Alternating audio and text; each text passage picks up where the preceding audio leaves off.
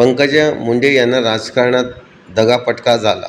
भाजपाकडून सध्या गाव चलो अभियान सुरू आहे. या अभियानाच्या माध्यमातून भाजप नेत्या पंकजा मुंडे यांनी ग्रामस्थांशी संवाद साधला. पंकजा मुंडे या अभियानाच्या निमित्ताने बीडच्या फोंडू गावात मुक्कामासाठी गेल्या आहेत. त्यांचं गावकऱ्यांनी जंगी स्वागत केलं. यावेळी पंकजा मुंडे यांनी गावकऱ्यांशी संवाद साधताना मोठं वक्तव्य केलं. तुमच्याशिवाय मला कोणी नाही. राजकारणात माझ्यासोबत दगाफटका झाला. माझा वनवास झाला. तुमचं प्रेम पाहण्यासाठीच हे सर्व झालं आहे, असं पंकजा मुंडे. वनवास झाला, राजकारणात दगा झाला, फटका झाला, पण तो कशासाठी झाला? एवढं प्रेम तुम्ही माझ्यावर करता हे कळण्यासाठी झाला. माझा तोटा झाला की फायदा झाला? आधी जेवढे लोक प्रेम करत होते त्याच्यापेक्षा 10 पट जास्त लोक प्रेम करायला लागले. 2 पट जास्त लोक विश्वास करायला लागले.